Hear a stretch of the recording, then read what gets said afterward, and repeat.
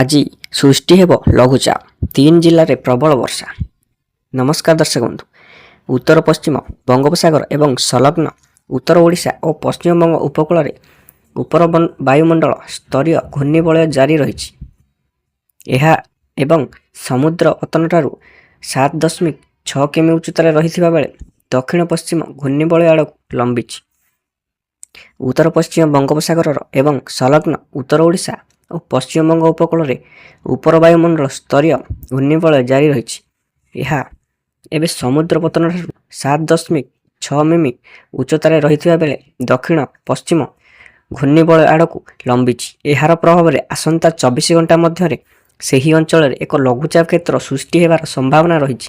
ଫଳରେ ରାଜ୍ୟରେ ଏବେ ବର୍ଷା ଜାରି ରହିଛି। ଆସନ୍ତାକାଲି ସୁନ୍ଦରଗଡ଼, ସମ୍ବଲପୁର, କେନ୍ଦୁଝର ଓ ମୟୂରଭଞ୍ଜ ଜିଲ୍ଲାର କିଛି ସ୍ଥାନରେ ବିଜୁଳି ଘଡ଼ଘଡ଼ି ସହ ପ୍ରବଳରୁ ଅତି ପ୍ରବଳ ବର୍ଷା ହୋଇପାରେ। ଏଣୁ ଏହି 4 ଜିଲ୍ଲା ପାଇଁ ଆଞ୍ଚଳିକ ପାଣିପାଗ ବିଭାଗ କେନ୍ଦ୍ର ପକ୍ଷରୁ ଅରେଞ୍ଜ ୱାର୍ଣ୍ଣିଂ ଜାରି କରାଯାଇଛି। ଏଥିସହ ଉପକୂଳ ଓ ସଂଲଗ୍ନ ଓଡ଼ିଶା ଅଞ୍ଚଳରେ ମଧ୍ୟ ପ୍ରବଳ ବର୍ଷା ସମ୍ଭାବନା ରହିଛି। ରଥଯାତ୍ରା ଦିନ ରାଜ୍ୟରେ ବର୍ଷାର ପ୍ରକୋପ ସାମାନ୍ୟ କମିବ, କିନ୍ତୁ ମୟୂରଭଞ୍ଜ, କେନ୍ଦୁଝର, ସୁନ୍ଦରଗଡ଼, ରାୟଗଡ଼ା, ଗଜପତି, ନବରଙ୍ଗପୁର, କଳାହାଣ୍ଡି, ଝାରସୁଗୁଡ଼ା ଓ କନ୍ଧମାଳ ଜିଲ୍ଲାର କିଛି ସ୍ଥାନରେ ପ୍ରବଳ ବର୍ଷିପାରେ। 28 ତାରିଖ ଦିନ ବି ରାଜ୍ୟର କେତେକାଂଶ ବର୍ଷା ହେବ ବୋଲି ପାଣିପାଗ କେନ୍ଦ୍ର ପକ୍ଷରୁ କୁହାଯାଇଛି।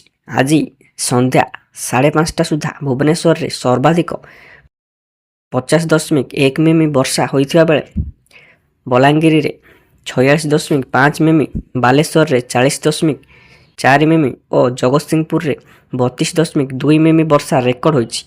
ବର୍ତ୍ତମାନ ସୁଦ୍ଧା ରାଜ୍ୟରେ ପାଖାପାଖି 7% ଅନିୟନ୍ତିଆ ବର୍ଷା ରେକର୍ଡ ହୋଇଛି। ତେବେ ଏହି ଲଘୁଚାପ ବର୍ଷା କାରଣରୁ ଜୁନ୍ ଶେଷ ସୁଦ୍ଧା ରାଜ୍ୟରେ ବର୍ଷା ପରିମାଣ ସ୍ୱାଭାବିକ ଅବସ୍ଥାକୁ ଫେରିଆସିବ ବୋଲି ଆଶା କରାଯାଉଛି।